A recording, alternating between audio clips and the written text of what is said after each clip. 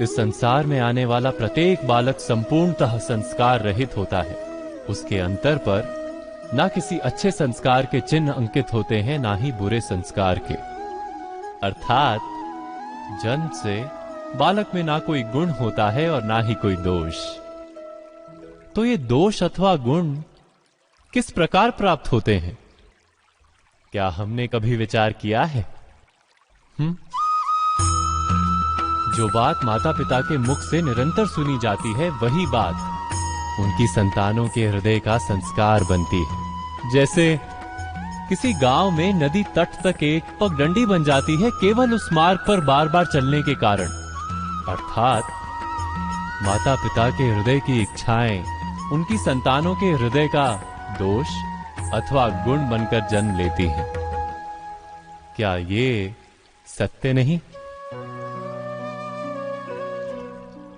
पर फिर भी जब उनकी संतानों में कोई दोष दिखाई देता है तो माता पिता आश्चर्य और दुख से भर जाते। माता पिता का हृदय ये प्रश्न करता है कि उनकी संतानों में ये कुसंस्कार आए कहां से। सत्य तो यही है कि माता पिता अपनी संतानों को अनजाने में ही कुसंस्कार के बीज दे देते हैं, जो उनके संतानों की हृदय भूमि पर कुसंस्कार का वृक्ष बनकर उगता है। अर्थात अपनी संतानों को सुसंस्कारी और धर्ममय बनाने की आशा रखने वाले प्रत्येक माता पिता को प्रथम अपने हृदय की इच्छाओं पर अंकुश रखना क्या अनिवार्य नहीं?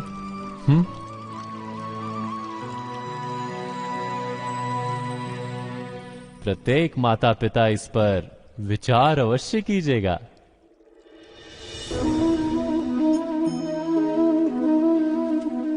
मनुष्य का स्वभाव है कि वो स्वयं को, अपने परिवार को, अपनी संतानों को अधिकतम सुख प्राप्त हो ऐसी इच्छा रखता है। इसी कारण से हम सदा श्रम और कष्ट से अंतर रखते हैं, विश्राम और सुविधाओं को बढ़ाने का प्रयास करते हैं। स्वयं अपने जीवन का विचार कीजिए, क्या ये सत्य नहीं कि हम अपनी संतानों के लिए सदा ही विश्राम और सुविधा का आयोजन करते हैं? पर क्या कभी सोचा है केवल विश्राम से क्या लाभ प्राप्त होता है? केवल सुख और सुविधा जिन्हें प्राप्त हो उनका जीवन कैसा होता है? शरीर जब श्रम करता है तो अधिक स्वस्थ बनता है। बुद्धि भी जब कठिन चुनौतियों का सामना करती है तो अधिक तेजस्वी बनती है। ये हम सबका अनुभव है, पर हम शायद ये भूल जाते हैं कि मन और आत्मा को जब कठिनाइयां प्राप्त होती हैं, तब वे भी अधिक बलवान होती हैं। अर्थात जब भी हम अपनी संतानों को श्रम और दुख से दूर रखने का प्रयास करते हैं, क्या वास्तव में उनके सुख का मार्ग बंद नहीं कर देते? स्वयं विचार कीजिए।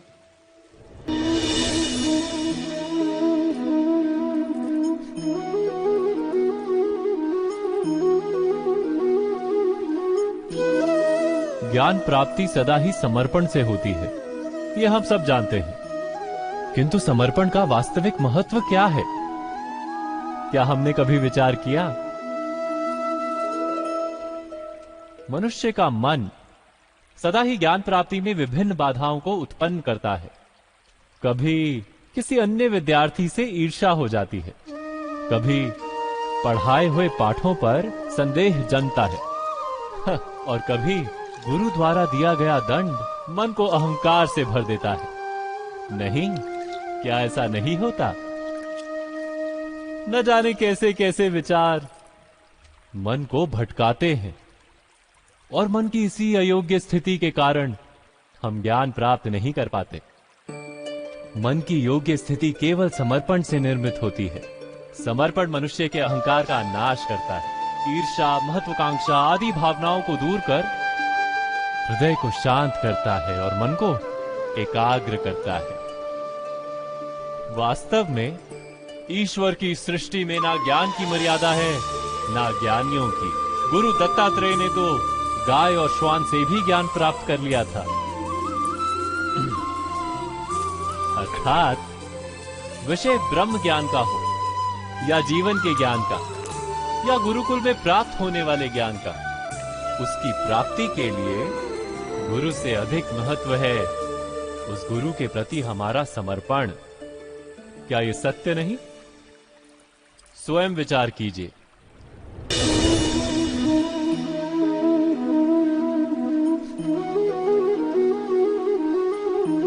एक ही गुरु के पास शिक्षा प्राप्त करने वाले सारे शिष्य एक समान विद्या प्राप्त नहीं कर पाते। सारे शिष्य गुरु की बातें सुनते हुए अवश्य दिखाई देते हैं, उनकी पूजा करते हुए दिखाई देते हैं, किंतु एक समान विद्या प्राप्त नहीं कर पाते। क्या कभी विचार किया है ऐसा क्यों होता है? सत्य तो यह है कि विद्या प्राप्त ना कर पाने वाले शिष्य समर्पण का दिखावा तो करते हैं, किंतु समर्पण का वास्तविक अर्थ नहीं समझ पाते। गुरु के चरणों में फूल चढ़ाने से अथवा गुरु का आदेश मानने मात्र से क्या समर्पण सिद्ध होता है? नहीं।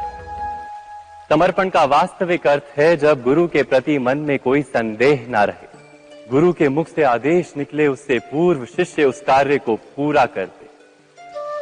गुरु के विचारों के साथ शिष्य के विचार एक हो जाए। शिष्य जब तक अपने गुरु में ब्रह्मा विष्णु महेश इनके रूप ना देख ले, तब तक उसका समर्पण सत्य नहीं। वास्तव में समर्पण किसी कार्य का नाम नहीं, समर्पण तो हृदय की भावना और मन की स्थिति का नाम है। अर्थात हमारे अज्ञान में क्या दोष केवल हमारे मन का नहीं? स्वयं विचार कीजिए।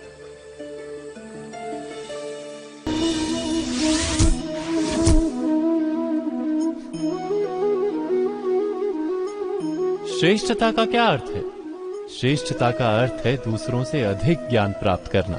अर्थात मूल्य इस बात का नहीं कि स्वयं कितना ज्ञान प्राप्त किया, मूल्य इस बात का है कि प्राप्त किया हुआ ज्ञान अन्य लोगों से कितना अधिक है। अर्थात श्रेष्ठता की इच्छा ज्ञान प्राप्ति को भी एक स्पर्धा बना देती है, और स्पर्धा में विजय अंतिम कब होती है?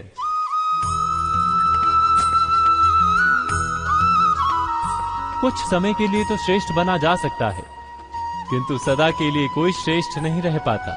फिर वही असंतोष, पीड़ा और संघर्ष जन्म लेता है।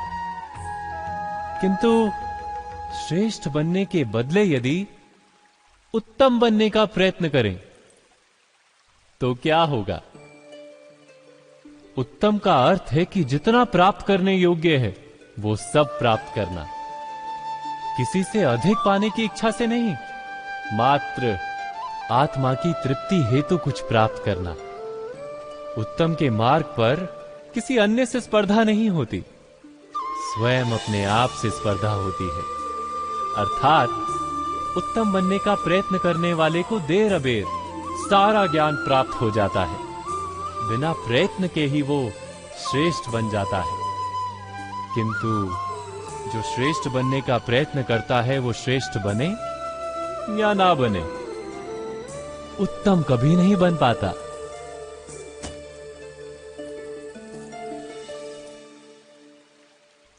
अवश्य कीजिएगा।